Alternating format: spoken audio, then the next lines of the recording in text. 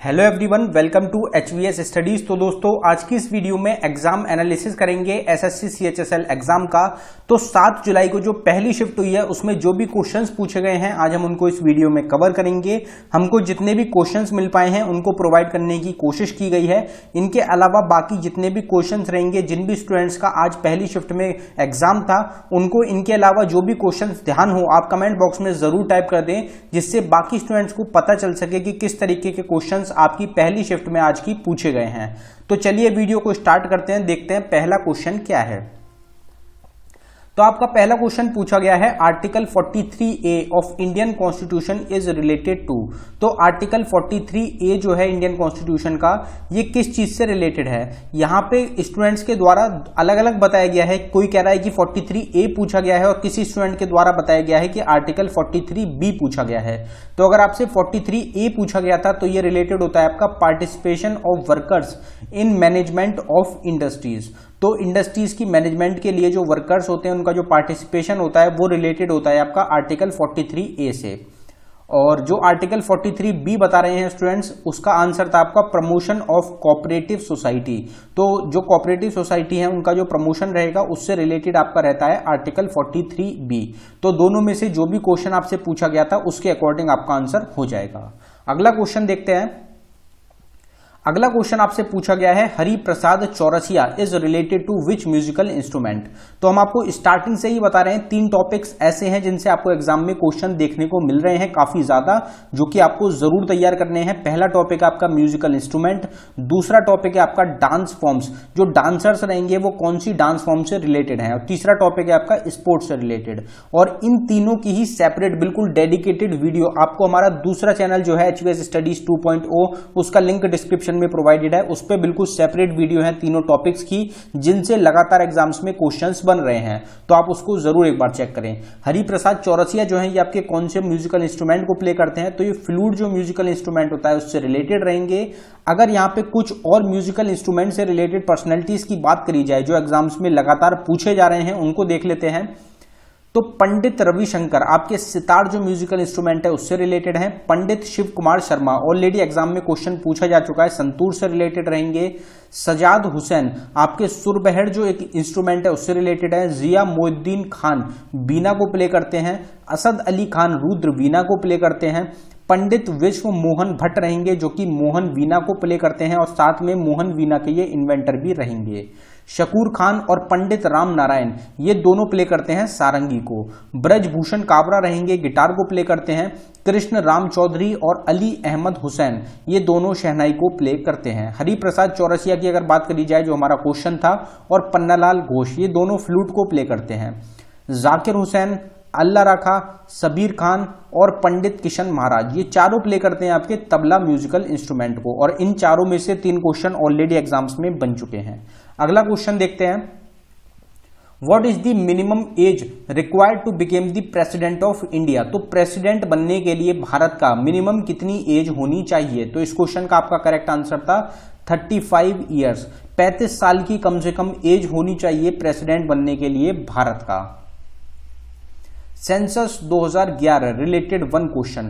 तो सेंसस भी काफी ज्यादा इंपॉर्टेंट देखा जा रहा है आपके MTS एग्जाम के लिए, क्योंकि अभी तक जितनी भी शिफ्ट हुई हैं हर एक शिफ्ट में आपका क्वेश्चन पूछा गया है सेंसस से रिलेटेड। तो सेंसस आपको बिल्कुल अच्छी तरीके से तैयार करना है। कुछ सेंसस के क्वेश्चन हैं जो कि हम देख लेते हैं। तो सेंसस अगर 2011 की बात करी जाए तो इसका मोटो क्या है? तो मोटो है इसका our census our future. Highest populous union territory कौन सी है? तो वो है दिल्ली। और लोएस्ट पॉपुलस यूनियन टेरिटरी है आपकी लक्षद्वीप। हाईएस्ट पॉपुलस स्टेट कौन सी है? तो वो है उत्तर प्रदेश। और लोएस्ट पॉपुलस स्टेट है आपकी सिक्किम। अगर हाईएस्ट अर्बन पॉपुलेशन की बात करी जाए तो वो महाराष्ट्र की है। एवरेज सेक्स रेशियो कितना है इंडिया का? तो वो है 943। इसमें ये क्वेश्चन भी आपसे एग्जाम में बन चुका है, ये भी बन चुका है और ये क्वेश्चन भी बन चुका है। तो 3 क्वेश्चन यहां अभी तक आपके बन चुके हैं। इसमें हाईएस्ट सेक्स रेशियो कौन सी स्टेट का है? तो वो है आपका केरला का, क्वेश्चन बन चुका है। 1084 सेक्स रेशियो है केरला का। लोएस्ट सेक्स रेशियो है आपका हरियाणा का 879। हाईएस्ट सेक्स रेशियो कौन सी यूनियन टेरिटरी का है? तो वो है पुडुचेरी का 1037। और लोएस्ट सेक्स रेशियो है यूनियन टेरिटरी का दमन दीव का 618। टोटल पर्सन लिटरेसी रेट कितना है टोटल इंडिया का, तो वो है 74%। तो ये क्वेश्चन भी एग्जाम में बन चुका है। मेल्स लिटरेसी रेट कितना है 82.14% है। फीमेल लिटरेसी रेट कितना है 65.46% है। हाईएस्ट लिटरेसी रेट कौन सी स्टेट का है, केरला का है 94%। केरला स्टेट भी पूछी जा चुकी है एग्जाम में और परसेंटेज भी पूछा जा चुका है। लोएस्ट लिटरेसी रेट कौन सी स्टेट का है, तो वो बिहार का है 61.8% रहेगा। तो काफी ज्यादा इंपॉर्टेंट टॉपिक है। सेंसस बिल्कुल आपकी टिप्स पे होना चाहिए। इसके अलावा और भी काफी सारे क्वेश्चंस हैं जो कि सेंसस से रिलेटेड पूछे जा सकते हैं। तो सेंसस को पूरे टॉपिक को आप अच्छी तरीके से तैयार कर लें। अगला क्वेश्चन देखते हैं। अब अगले क्वेश्चन पे बढ़ने से पहले हम आपको बताना चाहते हैं एसएससी एमटीएस का जो आपका एग्जाम चल रहा है उसके लिए एक्सपेक्टेड रिपीटेड क्वेश्चंस की एक ई बुक हमारे द्वारा लॉन्च करी गई है जो कि सिर्फ आपको 49 रुपीज में प्रोवाइड कराई जा रही है।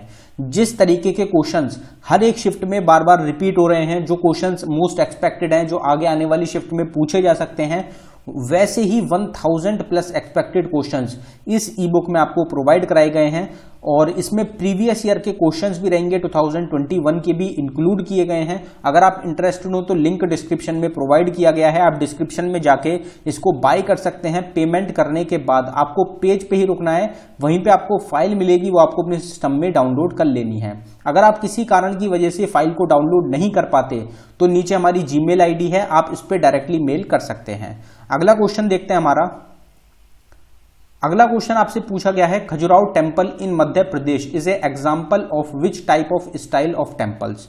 तो ये क्वेश्चन आपसे एग्जाम में आज की शिफ्ट में पूछ लिया गया कि खजुराहो टेम्पल जो है वो कौन सी स्टाइल, कौन सी टेम्पल स्टाइल रहेगी जिसके वो रहेंगे एग्जाम्पल हैं। तो आपका इस क्वेश्चन का आंसर था नागरा स्टाइल। नागरा स्टाइल जो है उस पे बेस्ड है आपके खजुराहो टेम्पल्स। और कहां पे लोकेटेड है, तो ये आपके मध्य प्रदेश स्टेट में लोकेटेड है।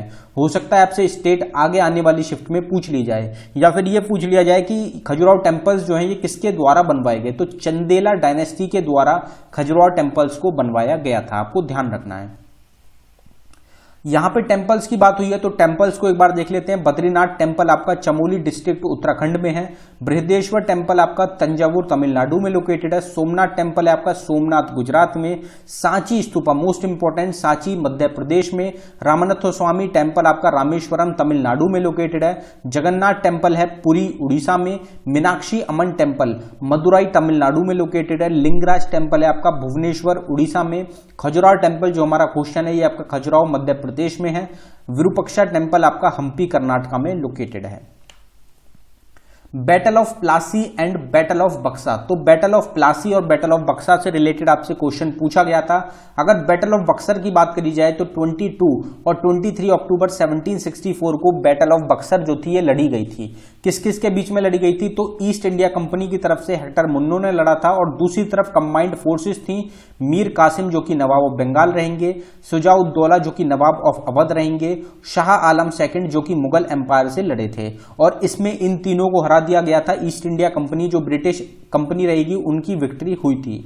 फिर एक दूसरी जो आपसे पूछी गई है बैटल ऑफ प्लासी, ये 23 जून 1757 को लड़ी गई थी, जिसमें ईस्ट इंडिया कंपनी की तरफ से रॉबर्ट क्लीव लड़े थे और दूसरी तरफ थे नवाब ऑफ बंगाल, जिसमें मीर जाफर जो थे, जो कि कमांडर चीफ है सिराजुद्दौला का, वो लड़े थे। और इनके साथ मिलकर फ्रेंच अलाइज जो थे इन्होंने युद्ध लड़ा था ईस्ट इंडिया कंपनी से। और इसमें भी जो ईस्ट इंडिया कंपनी थी, जो ब्रिटिश कंपनी थी, उसकी विक्ट्री हुई थी। और ये काफी ज्यादा फेमस रहती है। जो ईस्ट इंडिया कंपनी की जो नींव पड़ी थी, जो उनकी पावर बढ़ी थी, वो इस बैटल से ही मानी जाती है। तो इसलिए ये एग्जाम्स में भी लगातार आपसे काफी बार पूछी जाती है। और अगर हम बात करें बैटल्स की, तो बैटल्स आपसे काफी ज्यादा पूछी गई हैं। किसकी, तो बैटल्स आपसे काफी ज्यादा बन रही हैं। जो बाबर थे, जो मुगल एम्पायर था, उसमें जो बैटल्स लड़ी गई थी वो आपसे काफी ज्यादा पूछी जा रही है। तो उसको एक बार देख लेते हैं हम।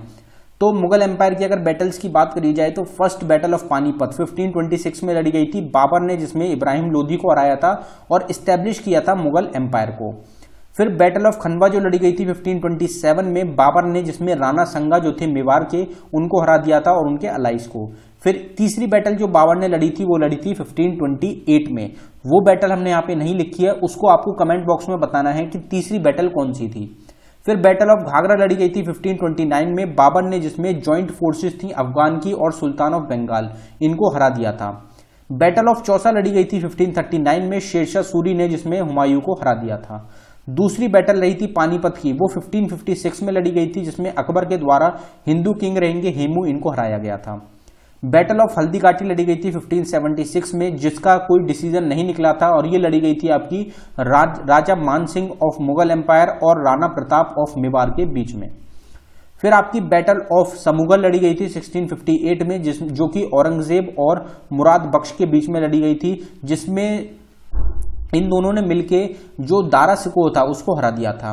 फिर बैटल ऑफ खंजवा लड़ी गई थी 1659 में, जिसमें औरंगजेब के द्वारा अपने ही भाई शाह शुजा को हरा दिया गया था।